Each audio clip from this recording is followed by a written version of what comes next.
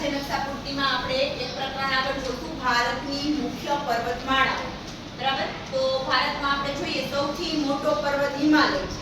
હિમાલય રેન્જમાં 3 પર્વતની શૃંખલા આવેલી છે, જે અહીંયાથી શરૂ થઈ અને અહીંયા સુધી ઉત્તરથી શરૂ થઈ અને પૂર્વ સુધી છે એ પૂરી થાય છે. તો સૌપ્રથમ છે એ આપણે જોઈ શકીએ કે આ હિમાલય રેન્જ જેની અંદર K2 8611 મીટર ઊંચું જે શિખર છે એ K2 હિમાલયમાં આવેલું છે અને જે ભારતમાં છે. આપણને એમ થાય કે દુનિયાનું સૌથી ઊંચું શિખર તો માઉન્ટ એવરેસ્ટ છે. તો એ સાચી વાત છે, માઉન્ટ એવરેસ્ટ છે, પણ માઉન્ટ એવરેસ્ટ ભારતમાં નથી આવ્યું. માઉન્ટ એવરેસ્ટ છે એ નેપાળમાં આવેલું છે. એ અહીંયા છે પાછળની રેન્જમાં, અહીંયા નેપાળ છે. ખબર છે ને નકશામાં પાડોશી દેશમાં. હા, તો માઉન્ટ એવરેસ્ટ એમાં આવેલું છે. અને ભારતનું સૌથી આપણને ઊંચું શિખર કે તો એ છે K2. ત્યાર પછી આપણે જોઈ શકીએ છીએ એની નીચે લદ્દાખ, એમાં છે નંગા પર્વત, પછી એની ઉપર છે કારાકોરમ, એ છે ગુલબર્ગ ને પહેલગામની આસપાસ છે. પછી કૈલાસ પર્વત પણ તિબેટમાં એટલે કે ચીનમાં આવેલો છે. બરાબર? ત્યાર પછી છે સહારપર, પછી આ છે પીરપંજાલ, પછી શિવાલિકની ટેકરીઓ છે. આ પહેલી દેખાય છે એ શિવાલિકની ટેકરીઓ.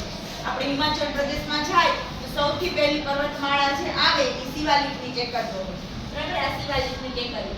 એમાં છે સૌથી ઊંચું શિખર છે નંદા દેવી, જે 7817 કિલોમીટર છે. પછી આ છે ડેલહાઉસી, કુલુ મનાલી જે કહીએ ને, અહીંયાથી ને જવાય છે ડેલહાઉસી, અને આટલામાં તે કુલુ મનાલી છે. આ કસોલી છે, ગિરિમથક છે, બધે 500 ફરવા જાય છે તે કસોલી. જાદુ વાળું પિક્ચર આવે છે એમાં આવે ખબર છે કસોલી, આ ઈ અહીંયા આવેલું છે. ત્યાર પછી આપણે આગળ જોઈએ તો અહીંયા ધવલગિરી, ગૌરીશંકર છે, અહીંયા કાંચનજંઘા. પછી આ જે 3 પર્વતો દેખાય છે આપણને, જે આપણા પૂર્વોત્તરમાં ગારો, ખાસી અને જૈંતિયા, આ ત્રણેય છે એ મોટા પર્વત છે. જો ગારો, ખાસી અને જૈંતિયા પરીક્ષામાં પણ પૂછે છે. હિમાલયની પર્વતમાળા તો એમાં પૂછે હિમાલયની પર્વતમાળામાં K2 શિખર બતાવો, કાયમ પૂછે હિમાલયની પર્વતમાળામાં તમે નંદાદેવી બતાવો, કાયમ પૂછે ધવલગિરી બતાવો, કા પૂછે કે ગારો, ખાસી અને જૈંતિયા ત્રણેય બતાવો. તો આ જગ્યાએ જોવા. ત્યાર પછી અહીંયા જોઈએ દાફલા પર્વત, ત્યાર પછી છે મીરી પર્વત, એબોર પર્વત, મિસિમી અને પતકાઈ મુંબઈ, એ અહીંયા આવે છે. બરાબર? ત્યાર પછી એની નીચે નાગાની, જે નાગાલેન્ડમાં આવેલું છે. ત્યાર પછી મણિપુરમાં, અને નુસૈલી, એ પણ મણિપુરમાં આવેલું છે. તો આ આપણી થઈ ઉત્તરથી પૂર્વની પર્વતમાળા. ત્યાર પછી આપણે જોઈએ એની નીચે આવીએ તો અરવલ્લીની પર્વતમાળા. અરવલ્લીની પર્વતમાળા ગુજરાત થઈ રાજસ્થાન આખો લઈ અને છે તો પંજાબ સુધી છે ફેલાયેલી. ગુજરાતમાં ફક્ત એની 1 કે 2 જ ટેકરીની રેન્જ છે, જ્યારે આખો રાજસ્થાન વચ્ચેથી એ પસાર થાય છે. એમાં સૌથી મોટું ગુરુ શિખર કહેવાય છે, વચ્ચે છે મોટામાં મોટો પર્વત તે. અને પંજાબમાં પણ ગુજરાતની જેમ તેનો પર્વત એક ફેલાયેલો છે, એટલે એ ગુજરાતથી શરૂ થઈ અને પંજાબમાં પૂરી થાય છે. ગુજરાત, રાજસ્થાન અને પંજાબ આ ત્રણેયમાંથી પસાર થાય છે. કઈ પર્વતમાળા? અરવલ્લીની પર્વતમાળા. કઈ પર્વતમાળા? અરવલ્લીની પર્વતમાળા. સરસ. વિશ્વની જૂની પર્વતમાળામાં જેનો સમાવેશ થાય છે. આપણને એમ થાય નવી જૂની વિશ્વની કેમ નક્કી કરતા હોય? પર્વતમાળામાં તો નકરા પથ્થર જ હોય, એનાથી જ પર્વત બન્યા છે. બરાબર? કે જમીનમાં ભૂકંપ આવ્યા છે જેના લીધે જમીનનું સ્તર ઊંચું વહી ઉઠ્યું છે, તો એનાથી ને એ પર્વતમાળા છે એ બની છે. તો આ જૂની પર્વતમાળાનો અર્થ એવો કે સૌથી પહેલા જે ભૂકંપ આવ્યો હોય અને જે ટકી ગયા હોય પર્વતોનું પણ ધોવાણ થતું ધીમે ધીમે, પવનો, વરસાદ, જેના લીધે પર્વતોની પણ ઊંચાઈ છે એ ઘટતી હોય. બરાબર? તો આ અરવલ્લીની પર્વતમાળા છે એ કહેવાય છે કે વિશ્વની જૂની પર્વતમાળાઓની એક છે. જ્યારે ભૂકંપ આવ્યો હશે અને ઉદ્ભવી હશે ત્યારે પહેલા એના પર્વત રહ્યા ને એ પણ ખૂબ ઊંચા હતા હિમાલયની જેમ, પણ ધીમે ધીમે ધોવાણ, મેં કીધું કે જેમ પર્વતના ધોવાણ, નદીઓના ધોવાણ થાય એની જેમ ધોવાણ થતા અત્યારે જેટલી દેખાય છે એટલી રહી છે. ત્યાર પછી આપણે જોઈએ વચ્ચે જોઈએ તો વિંધ્યાચલની પર્વતમાળા અને એની નીચે સતપુડાની પર્વતમાળા, અને એ બેયની વચ્ચે છે નર્મદા નદી. જો આપણે સ્ટેચ્યુ ઓફ યુનિટીના પ્રવાસે ગયા હતા, કોઈ આવ્યા હોય તો તમે જોઈ શકો કે જે સ્ટેચ્યુ બનાવ્યું છે ને સરદાર વલ્લભભાઈ પટેલનું, એની એક સાઈડમાં સતપુડાની પર્વતમાળા છે અને એક સાઈડમાં વિંધ્યાચલની પર્વતમાળા છે. એ આપણે સ્ટેચ્યુના અગાસી છે ત્યાં ઊભા ઊભા જ આપણે જોઈ શકીએ છીએ અને વચ્ચેથી ને નર્મદા નદી જાય છે. તો એ આ જગ્યા છે. તમે જ્યારે જાવાના પછી તો પણ આપણે જોઈ શકીએ પંચમઢી ગિરિમથક છે. જો આ ગુજરાતમાંથી શરૂ થઈ અને મધ્યપ્રદેશ આખો લઈ લે છે, ત્યાં મધ્યપ્રદેશના એન્ડમાં પૂરી થાય છે. કઈ? વિંધ્યાચલ પર્વતમાળા. એમાં ગુજરાતમાં ફક્ત એનો એક જ પર્વત છે. જ્યારે એની નીચે છે સતપુડાની પર્વતમાળા. બરાબર? એ ગુજરાતમાં એનો એક જ પર્વત નથી, એ ફક્ત મધ્યપ્રદેશ અને મહારાષ્ટ્રની બોર્ડર ઉપર છે. સતપુડાની જે પર્વતમાળા છે એનું ધૂપગઢ શિખર છે એ છે સૌથી ઊંચું. બરાબર? આમાં વિંધ્યાચલ પર્વતમાળામાં સદ્ભાવના શિખર છે એ સૌથી ઊંચું છે. ત્યાર પછી જોઈએ તો અમરકંટક. અમરકંટક પરનું પર્વતમાળા છે અહીંયા મેકલ પર્વતમાળા, એમાં અમરકંટક સ્થળ આવેલું છે. તો અમરકંટક શેના માટે જાણીતું છે? કે નર્મદા નદી રહીને એ અમરકંટક પર્વતમાંથી નીકળે છે. અમરકંટક નામનું સ્થાન મેકલની પર્વતમાળા, એમાં અમરકંટક નામનું સ્થાન છે, જગ્યા છે અને એમાંથી નર્મદા નદી નીકળે છે. એટલે અહીંયાથી નર્મદા નદી નીકળે છે, અહીંયાથી લય આ રીતે વહે છે અને અહીંયા ભરૂચ પાસે સાગરમાં મળી જાય છે. ખંભાતના અખાતમાં ઈ મળી જાય છે. બરાબર? એટલે જ્યારે આપણને નદીઓના નકશામાં નર્મદા નદી બતાવવાનું કહે તો પણ આપણે અહીંયા અડધા મધ્યપ્રદેશથી લઈ અહીંયા વચ્ચોવચ્ચ થઈ અને અહીંયા ગુજરાતના નીચેના ભાગમાં આવવા દેવાનું છે. બરાબર? તો એ આવી છે મેકલ પર્વતમાળામાં. નર્મદા નદી ક્યાંથી નીકળે છે? અમરકંટકમાંથી. મેકલ પર્વતમાળામાં અમરકંટકમાંથી. ત્યાર પછી નીચે છે મહાદેવ ટેકરી, ત્યાર પછી સતપુડાની નીચે અજંતા, અજંતાની નીચે બાલાઘાટ, સતપુડા નીચે અજંતા, અજંતા નીચે બાલાઘાટ અને બાલાઘાટની નીચે હરિશ્ચંદ્ર. આ બધા છે એ પર્વતની રેન્જ આખા મહારાષ્ટ્રમાં આવેલી છે. મહારાષ્ટ્રની અંદર. ત્યાર પછી અહીંયા જોઈએ ગુજરાતમાં પણ એક જગ્યાએ પર્વત બતાવ્યો છે રાજપીપળા. ત્યાર પછી સહ્યાદ્રી રેન્જ, મહાબળેશ્વર.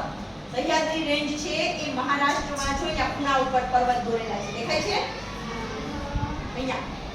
ત્યાર પછી મહાબળેશ્વર ને આ માથેરાન, એના તો અલગ જ પર્વત છે બે મહારાષ્ટ્રમાં. બધા ફરવા જતા હોય ખબર હોય તો મહાબળેશ્વર ફરવા જતા હોય બધા જો દેખાય છે આ ત્રિકોણ, આ ત્રિકોણ. બરાબર? ત્યાર પછી અહીં નીચે જોઈએ તો પશ્ચિમ ઘાટ. તો એમાં છે બાબા બુડાન પર્વત. આપણે જાવું નામ પણ એના નામ પ્રમાણે હોય, એનું જે બોલી બોલાતી હોય એના પ્રમાણે, એટલે એનું નામ છે બાબા બુડાન પર્વત. ત્યાર પછી નીચે છે નીલગિરી રેન્જ, આ દોદા બેટા. આ પર્વતનું એનું ઊંચું શિખર છે એનું નામ દોદા બેટા અને આ પર્વતમાળા છે એનું નામ નીલગિરી પર્વતમાળા. બરાબર? પરીક્ષામાં આપણને અરવલ્લીની પર્વતમાળા, નીલગિરીની પર્વતમાળા, હિમાલયની પર્વતમાળા, મેકલ પર્વતમાળા, માઉન્ટ આબુ સ્થળ, પછી માથેરાન, મહાબળેશ્વર, ગિરનાર, આ બધા સ્થળ છે એ પૂછાય છે. અહીંયા જોઈ શકીએ છીએ સફેદ કલર છે ગિરનાર, ગુજરાતમાં. કાળો કલર કરતા કદાચ ભૂલી ગયા છે. બરાબર? આ મોટો પર્વત છે ગિરનાર. પછી અહીંયાથી નીચે આપણે ક્યાં હતા? નીલગિરી પર્વત. નીલગિરીથી નીચે છે અનાઈમલાઈ.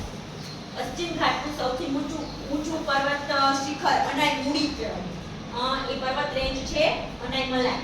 ત્યાર પછી છે કોડાઈ કેનાલ, એ પણ અહીંયા તમિલનાડુમાં દેખાય છે. એની નીચે છે પલાણી, એની નીચે છે કાર્ડમમ રેન્જ, મહેન્દ્રગિરી શિખર જેને કહેવાય, મહેન્દ્ર પર્વત જેને કહેવાય છે તે. મહેન્દ્ર પર્વત છે એ ઇતિહાસમાં પ્રખ્યાત છે. શેના માટે પ્રખ્યાત છે? કે ભગવાન પરશુરામ જે છે એ કહેવાય છે કે આજે પણ મહેન્દ્રગિરી પર્વત ઉપર છે એ જીવે છે, ત્યાં રહે છે, કારણ કે એ અમર છે. બરાબર? હિન્દુ ધર્મના શાસ્ત્ર મુજબ જે 10 વીરો અમર છે એમાંથી ને પરશુરામ ભગવાન એક છે એ અમર છે અને એ આજે પણ મહેન્દ્રગિરી પર્વત ઉપર રહે છે એવી માન્યતા છે. બરાબર?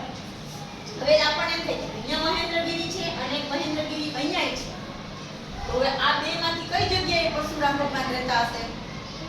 તો એના માટે કોઈ છે ઈ છે નહીં. બરાબર? પ્રમાણ નથી. ત્યાર પછી ઉપર જાતું આપણે ઉપર જઈ તો આ આવે છે પૂર્વ ઘાટ. આપણે પૂછાય છે કે પૂર્વ ઘાટ બતાવો, પશ્ચિમ ઘાટ બતાવો. તો પૂર્વ ઘાટ છે એમાં છે સેવોજ પર્વત, જાવાદી, પાલાકોંડા, આર્માકોંડા, નલામલ્લા, મહેન્દ્રગિરી, ઉત્તર સાગર. બધા છે એ પૂર્વઘાટના પર્વત છે. પછી અહીંયા આપણે મેકલ પર્વત સુધી જોયું. ત્યારબાદ આપણે બિહારમાં જઈએ, ઝારખંડમાં, તો રાજમહેલની ટેકરીઓ છે અને એની નીચે ગજંતની ટેકરીઓ છે. બરાબર? તો આ સાઈડ આપણે પૂર્વ સુધી જોઈ લીધું. આ જોઈ લીધું. આ બધી પર્વતમાળાઓ જે ભારતની મોટામાં મોટી પર્વતમાળાઓ આવેલી છે તે છે અને એના સૌથી ઊંચામાં ઊંચા જે શિખર છે તે છે. હવે હું તમને પૂછું કે કયું શિખર કોનું ઊંચું છે, તો જવાબ આપવાનો છે ઊંચો હાથ કરીને. બરાબર? કે ભારતનું સૌથી ઊંચું શિખર કયું છે? ગિરનાર. નહીં.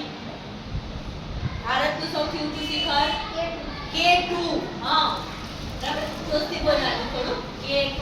ચાલો, ત્યાર પછી આપણે જોઈએ કે નંદાદેવી શિખર છે એ કેટલા મીટર ઊંચું છે? નંદાદેવી નકશામાંથી જોઈ લે. 7,817 જો એના કાઉન્સમાં લખેલું છે. તો K2 કેટલા મીટર ઊંચું છે?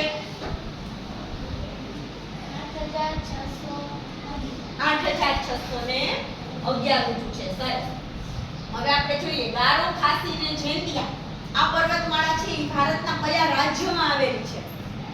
તો એના માટે આપણે રાજકીય નકશો પાકો કરેલો હોવો જોઈએ. કયા રાજ્યમાં આવેલી છે? આ રાજ્ય કયું છે? કન્ફ્યુઝ થઈ જાય છે. બરાબર? કયું રાજ્ય છે? આસામ છે. કયું છે? આસામમાં છે. સરસ. ચાલો, ત્યાર પછી આપણે જોઈએ કે વિંધ્યાચલની પર્વતમાળા છે એ વધારે કયા રાજ્યમાં છે?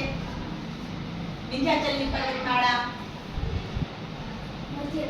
મધ્યપ્રદેશમાં. આ રહી જુઓ વિંધ્યાચલ છે મધ્યપ્રદેશ. તો સતપુડાની પર્વતમાળા, સતપુડા મહારાષ્ટ્ર.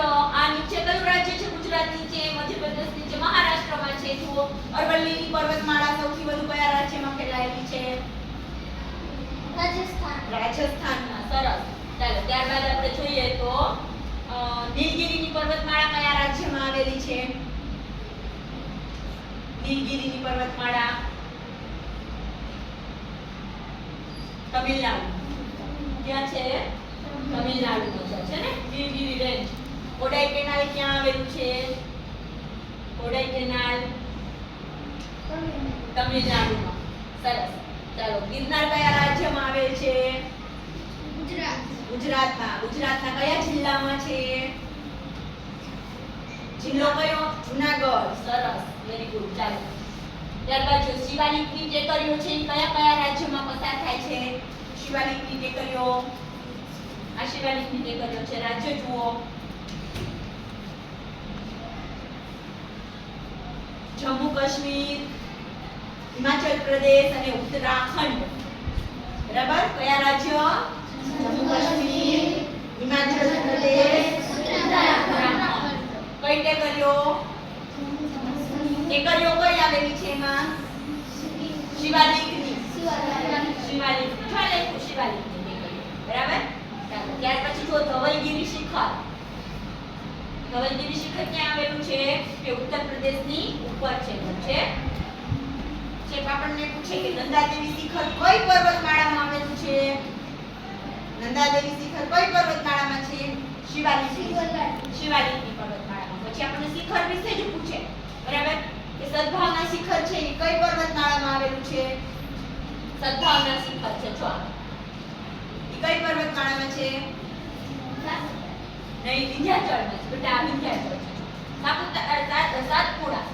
સાપુતારાની સાતપુડાની પર્વતમાળા તો મહારાષ્ટ્રમાં છે. સાતપુડાનું ધૂપગઢ શિખર સૌથી ઊંચું શિખર છે એ ધૂપગઢ શિખર. સરસ. ચાલો, મેઘલ પર્વતમાળામાં કયું સ્થળ આવેલું છે? કયું પ્રખ્યાત સ્થળ આવેલું છે? અમરકંટક. અથવા એમ પૂછે કે મેઘલ પર્વતમાળામાંથી કઈ નદી નીકળે છે? નર્મદા નદી. સરસ. મહેન્દ્રગીરી પર્વત કયા રાજ્યમાં આવેલો છે?